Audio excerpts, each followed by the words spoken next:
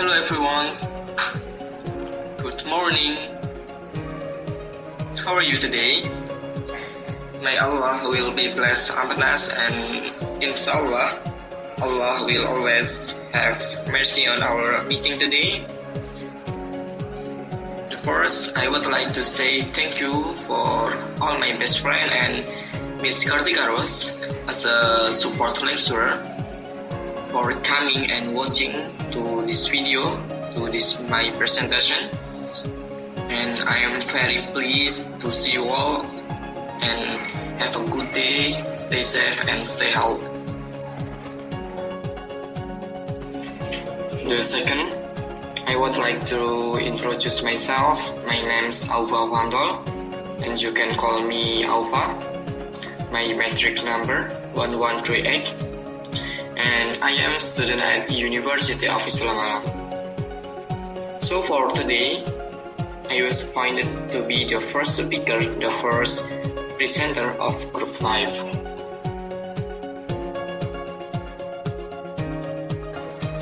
So, before we start our meeting, let me introduce our group member. There are 3 members. First, ourselves, Alva Vandol, matric number 1138. The next presenter, Arini Maulidia, matric number 1441, and the last will be explained by Khairun Anissa, matric number 1567.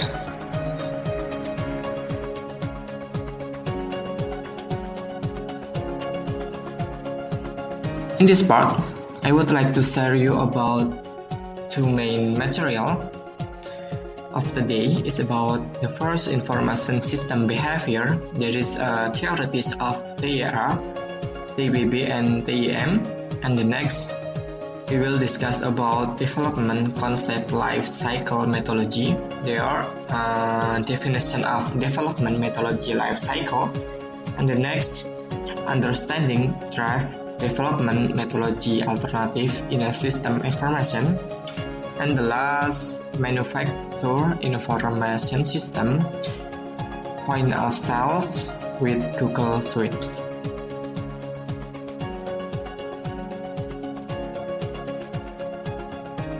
The first, we are going to discuss about theory of reason action, theory that emphasizes the importance of the role of intention on the determinant of behavior. This theory that basically focuses on the role of an intention or desire as a determining factor of a behavior. If you want to know what someone is going to do, the best way is to know that person willing. So before they do something, there is an impulse from their attention to do it. Actually, attention are determined by attitudes and objective norm. It means objects that appear around society. So the founder of the theory are Azan and Fishban, assuming the theory who assume the basis that humans behave in a conscious way and consider all available information. Jadi, untuk teori ini, teori of reason action, berfokus pada peranan dari suatu niat atau keinginan sebagai faktor penentu suatu perilaku. Secara sederhananya adalah jika seorang ingin melakukan sesuatu, maka itu didasari oleh niat.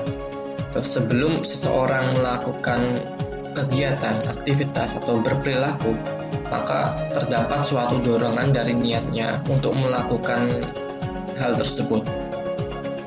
Ada istilah, jika ingin mengetahui apa yang akan dilakukan seseorang, maka cara terbaik adalah mengetahui kehendak atau keinginan atau niat orang tersebut.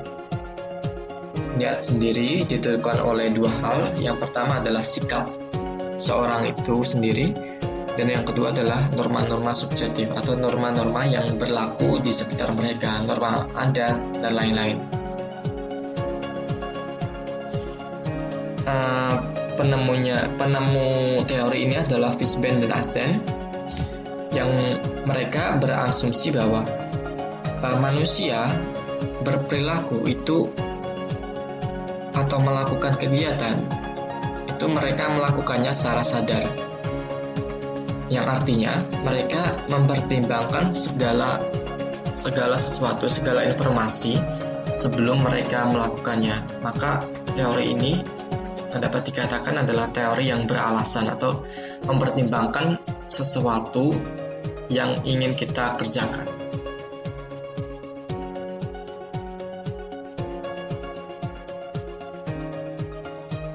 For this theory, it has a model or framework of TRA, Theory Reason Action.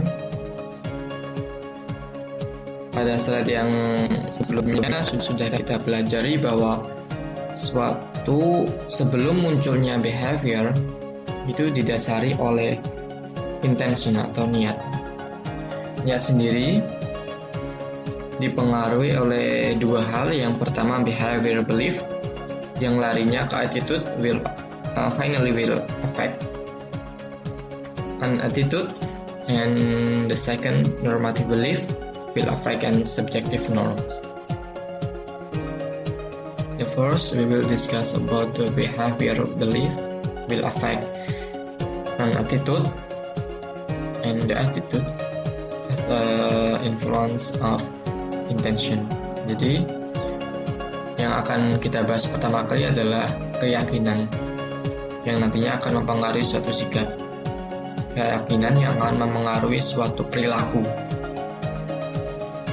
Jadi sebelum kita melakukan tindakan atau aktivitas itu, kita selalu akan mempertimbangkan beberapa hal. Yang pertama adalah kita akan selalu mempertimbangkan outcome of the behavior, mempertimbangkan baik buruknya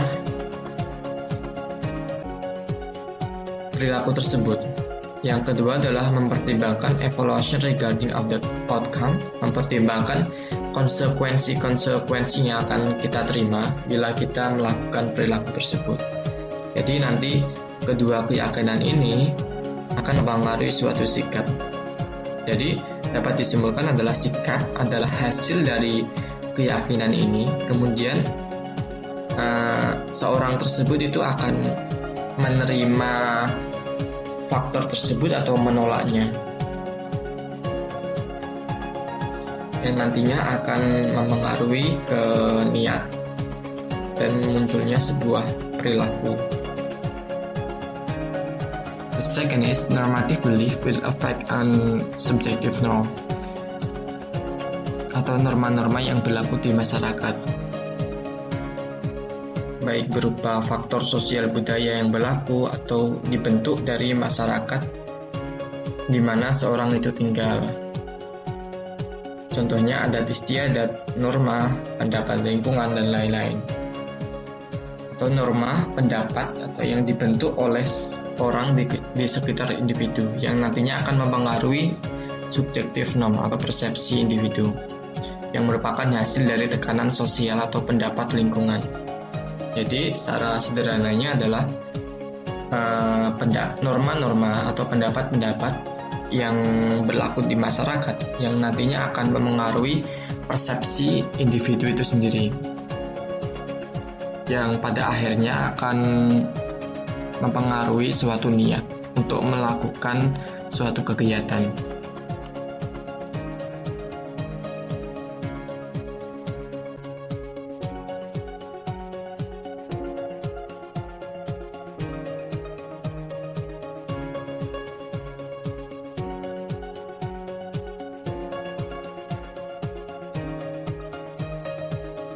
Theory of planned behavior. So this theory is a theory development from the previous theory or updating the theory reason action. So originally it was developed by Azen and Fishbane also, who assume that individuals are rational enough and using available information and consider the consequences of their action before deciding whether to follow a behavior or not. Theory of planned behavior. Jadi teori ini adalah teori perluasan atau pengembangan dari teori sebelumnya, teori reason action. Untuk penemunya juga sama, Fishbane dan Aksen.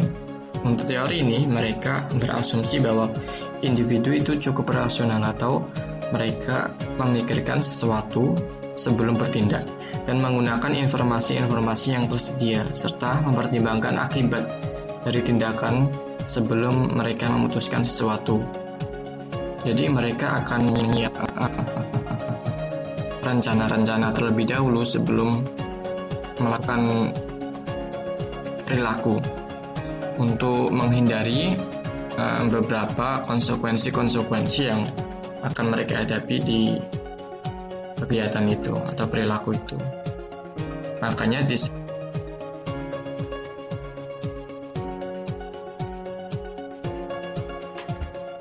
Theory of Planned Behavior Model. Jadi sebelumnya sudah dijelaskan bahwa teori TBB ini merupakan pengembangan dari TRA. Jadi dapat diketahui juga model dari TBB ini hampir sama dengan model TRA, melainkan ada satu tambahan untuk indikator control belief dan yang akan mempengaruhi persepsi. Jadi persepsi ini itu adalah keyakinan seorang apakah mereka mampu atau tidak untuk melakukan sesuatu. Jadi control belief, pengalaman, bisa dikatakan adalah pengalaman pribadi seorang atau orang di sekitarnya yang akan mempengaruhi keyakinan pribadi bahwa dirinya mampu melaksanakan perilaku atau tidak. Untuk indikator lain hampir sama, behavior belief will affect attitude and normative belief will affect subjective, yang nanti ketiganya bersama-sama atau bisa salah satu mempengaruhi munculnya niat untuk berperilaku.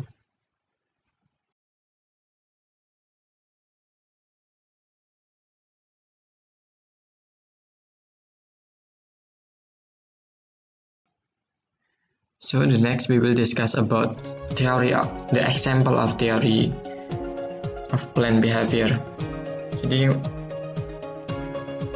ini merupakan contoh dari TPB, Theory of Planned Behavior, dengan mengambil contoh perilaku vaksinasi terhadap individu. Jadi untuk teori ini ada 3 indikator.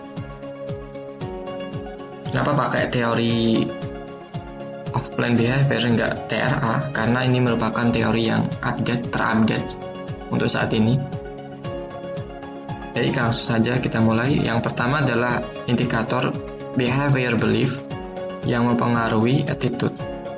Ilustrasinya adalah pemahaman manfaat vaksin sangat baik untuk tubuh yang akan mempengaruhi sikap positif individu.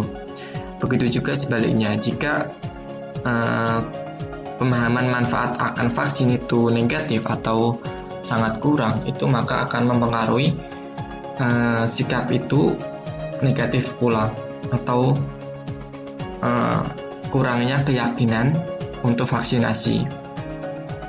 Jadi pemahaman vaksin itu akan berpengaruh besar terhadap sikap kita untuk melakukan vaksinasi. Yang kedua adalah indikator normative belief will affect a subjective norm, atau norma-norma yang berlaku di masyarakat yang nantinya akan mempengaruhi suatu persepsi individu, termasuk juga norma pendapat lingkungan atau pendapat keluarga. Ini merupakan dukungan dari lingkungan atau keluarga, tetangga, pemerintah untuk melakukan suatu vaksinasi. Di persepsi individu untuk ikut vaksinasi itu ada.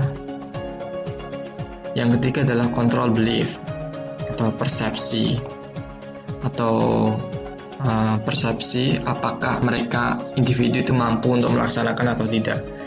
Ilustrasinya adalah pengalaman individu atau pengalaman keluarga yang diberikan untuk individu yang akan memunculkan persepsi atau yakin dapat melakukan vaksinasi atau tidak.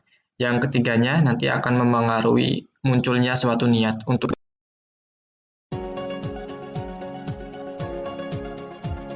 The last of topic for today is TIM, Technology Acceptance Model. The Technology Acceptance Model is an information system theory that models how users come to accept a technology and how they use that technology. This theory developed by Fred Davis in 1989. Jadi, teori ini adalah teori yang dikembangkan atau dikenalkan pertama kali oleh Fred Davis pada tahun 1986. Jadi teori ini adalah teori pengembangan dari dua teori sebelumnya yang dikembangkan oleh Azzen dan Frisbane, TRA dan TBB. Jadi teori ini adalah salah satu model yang dibangun untuk menganalisis dan memahami faktor-faktor yang mempengaruhi diterimanya penggunaan teknologi komputer, teknologi sebuah komputer.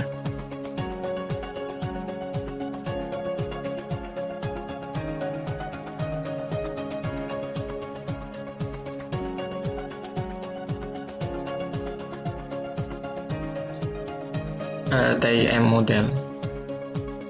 Jadi Fred Davis itu mengembangkan teori ini dengan memberikan sedikit perubahan pada model atau kerangkanya dari dua teori sebelumnya yang dikembangkan oleh Azzen dan Frisbane. Fred Davis menambahkan dua indikator pada modelnya. Yang pertama, perceived usefulness atau persepsi penggunaan, dan yang kedua persepsi kemudian penggunaan atau perceived ease of use, dan meringkas beberapa indikator lain. Jadi pemakai teknologi akan mempunyai niat untuk menggunakan teknologi atau niat berperilaku, yaitu dengan menggunakan teknologi jika mereka sistem teknologi bermanfaat dan mudah digunakan. Sekian untuk materi saya, materi tentang Information System Behavior. Selanjutnya akan dilanjutkan. The next will be explaining by my friends Arini Maudia. Time is yours.